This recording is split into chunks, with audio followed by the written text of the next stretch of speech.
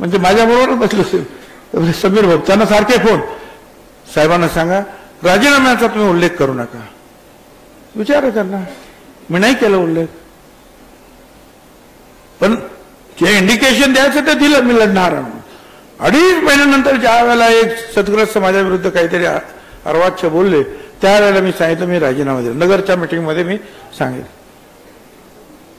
प्रश्न जो आहे तो हा नुसत्या मंत्रिपदाचा नाही, प्रश्न तुमच्या अस्मितेचा आहे. श्रेष्ठत्व अनेक असतात, अनुभव हो तोही असतो, पण एखाद्या समाजासाठी घेऊन शेवटपर्यंत लढणारी माणसं आपल्याला पाहिजे. आणि ज्या वेळेला याचं कळल्यानंतर जे आहे आश्चर्याचा धक्का सगळ्यांनाच बसणार.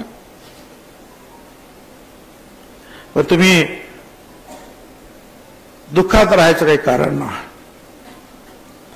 मी एवढंच सांगतो, कभी डर न लगे, कभी डर न लगा मुझे फासला देखकर, मैं बढ़ता गया रास्ता देखकर. खुद ही खुद नजदीक आती गई मंजिल, मेरा बुलंद हौसला देखकर. हौसला तुम्हारा बुलंद रखो.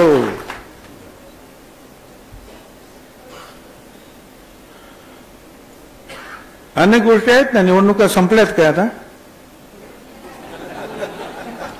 अरे निवडणूक आहेत ना आता परत. महानगरपालिका आहे, नगरपालिका आहे, जिल्हा परिषदा आहेत, पंचायत समिती आहे. याच लाडक्या बहिणीच्या बरोबरीनं ह्या ओबीसी समाजानं जे आहे हे प्रचंड बहुमत जे आहे महायुतीला मिळवून दिलेला. जा विचारा तिकडे आमदारांना. काही लोकांना भ्रम आहे की आमच्या फक्त लाडक्या बहिणी. अरे लाडक्या बहिणी फक्त लाडक्या बहिणी नाही ना, याही गोष्टी आहेत ना तिथे. महत्वाचं हे आहे. उलट काही लोकांचं म्हणणं की नाही हे 1 नंबरला आहे आणि मग लाडक्या बहिणीची शक्ती आहे. पण ज्या शक्ती ते आता मी माझे इतर जे आहेत आमचे ओबीसी आमदार आहेत तिथे मंत्री झालेले, त्यांच्याबद्दल मी स्वतः काही कॉमेंट करणार नाही. इतरांनी ती कॉमेंट केलेली आहे. परंतु होकल मनुष्य पाहिजे आम्हाला, होकल लीडर्स पाहिजे आहेत, होकल मंत्री पाहिजे आहेत जे आमच्या साठी लढतील, आमच्यासाठी बोलतील. आणि एक लक्षात घ्या, ही लढाई जी आहे आता परत आवाज द्यायला सुरुवात झालेली आहे. पण ही लढाई आमदार म्हणून जसं हाऊसमध्ये मी लढणार, त्याचप्रमाणे तिथे कितीही बंधन असली तरी रास्ता तो मेरा है.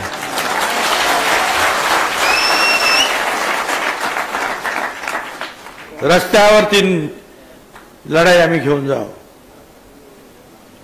गावागावातून फोन येतातच आहे, जिल्ह्यातून फोन येत आहेत, राज्यातून फोन येत आहेत.